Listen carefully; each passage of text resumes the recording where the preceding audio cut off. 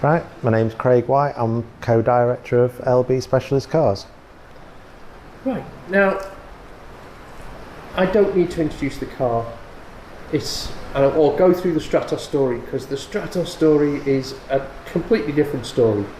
But tell me LB's story, because just on its own, that's a beautiful thing anyway. Well, that does obviously backdate us right back to the Lytton Cars days. Me as an impressionable 17, 18-year-old stumbling across a guy locally who manufactured Lytton cars, who was my introduction to a Stratos replica and my introduction to the kit car industry. And as somebody who was still at school, he basically said, if you want to get your hands dirty during the school holidays, then come along. And that's pretty close to the way that Steve recruited me. I can almost hear him saying it. It was, I just come and have a look at what we do in the shed. So that was me. And so was it the Stratos shape that sort of grabbed you, or I mean, the chassis was immense. You know. Yes, I think just for somebody who grew up in a farming community, it was just out of this world.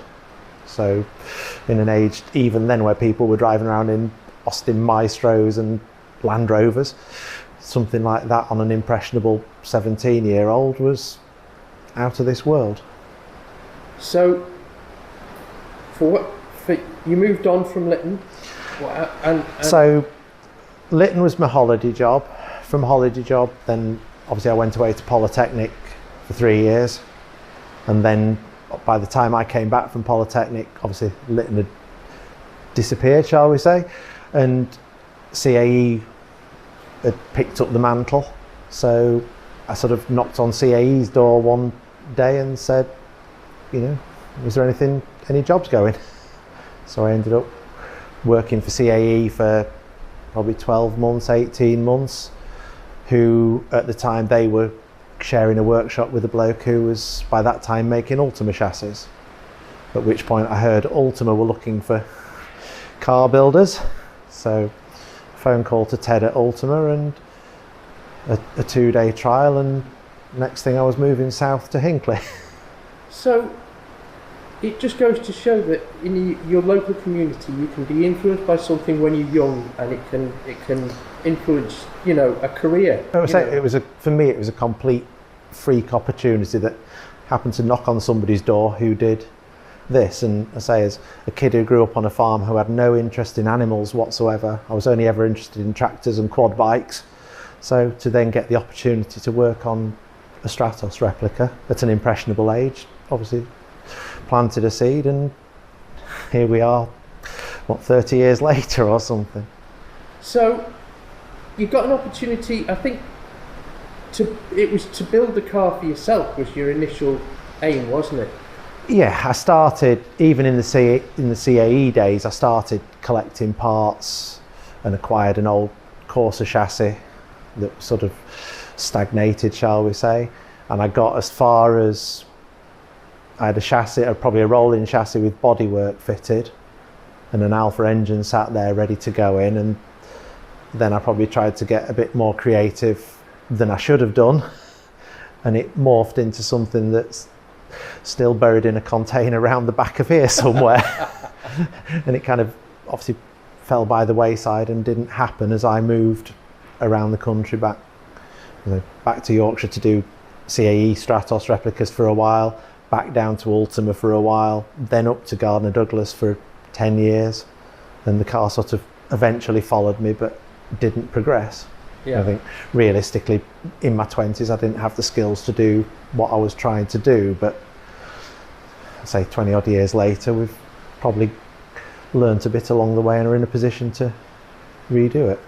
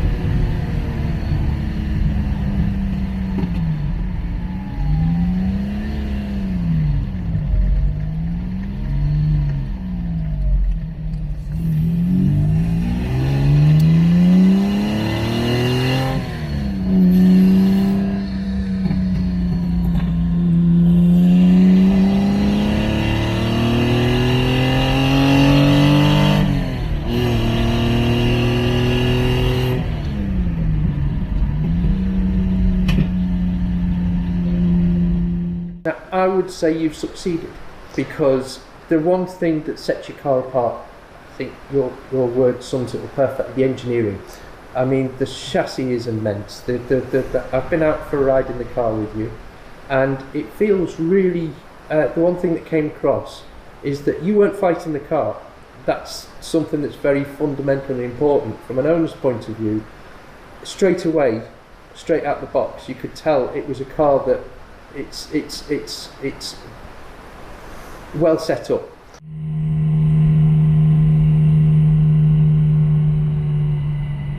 Take that out of the way for the sake of your reflection.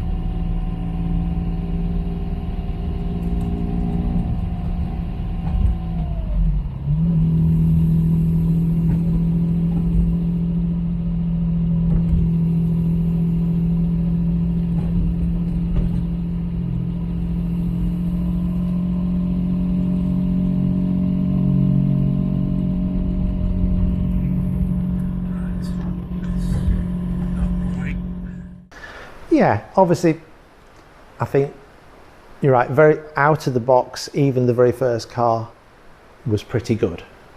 We did have a little fiddle with spring rates from the drawing board to the first car, but fundamentally geometry and everything else has worked. So I think a huge amount of luck went into that. Yes, you can claim some of it's engineering, but there's also a big dose of luck has gone into it as well.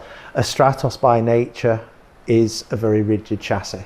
So anything with a short wheelbase and a full cage is going to be torsionally rigid before you start. So that then allows you to have supple suspension, or it allows you to spring it accordingly. You don't need to make it rock hard to handle, because that doesn't actually help a car. We want the wheels to move, we want them to follow the bumps, and that's kind of what we've achieved. The switch to nitron dampers probably 5 years ago has also made a huge difference. You've gone to a top quality damper supplier, and just a stiff chassis, decent suspension and decent tyres, and we've hit a sweet spot.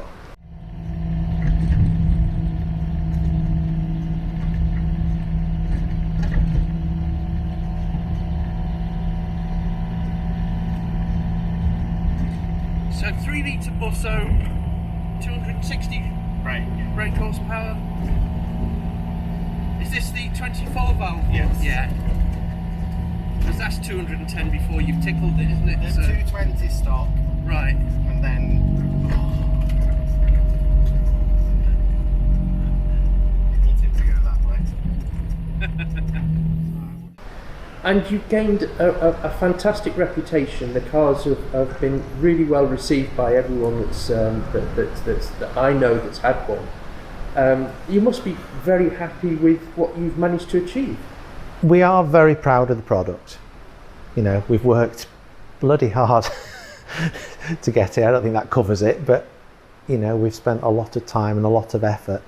And we've also, I think one of the important things is we've never stopped developing it. It's a curse, it's not a good business model, but by constantly going through it, reviewing stuff, honing stuff, perfecting it, it makes it the product it is. And the owners that I've spoken to all seem a really happy bunch. It seems to be a bit of a family thing between everybody.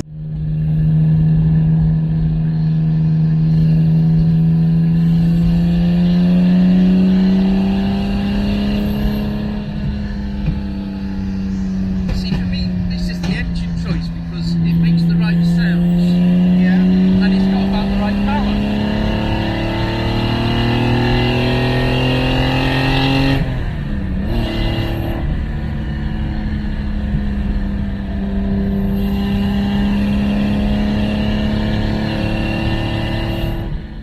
the other thing that I've noticed about the owners, they tend to be people who've got other supercars, and this is their go-to car to have a bit of fun. I've met 2 or 3 different people, and they've all got established turnkey supercars, but this is the car they go to when they want to go out for a drive, and that's by choice, not because of any other reason, and then it's just compact and they can use it. It's a lot of fun, and I kind of I know what you're on, I know particularly who we're on about, and there's an argument, and we've said the same thing, a 300 horsepower car, you can actually use the performance on the roads. Obviously 600, 700, 1,000 horsepower supercars, they're fantastic, they're very quick in a straight line, but when do you actually get to scratch the performance? Whereas 1,000 kilo, 260 to 350 horsepower car, you can actually go out, utilise it, have a lot of fun without spending whatever 200,000 to £1 million on a supercar. And it's also compact as well. Yeah.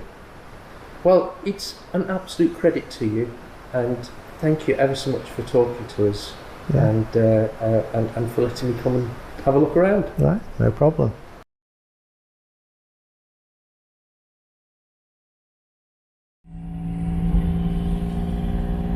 The camera likes to find a face and it's found me.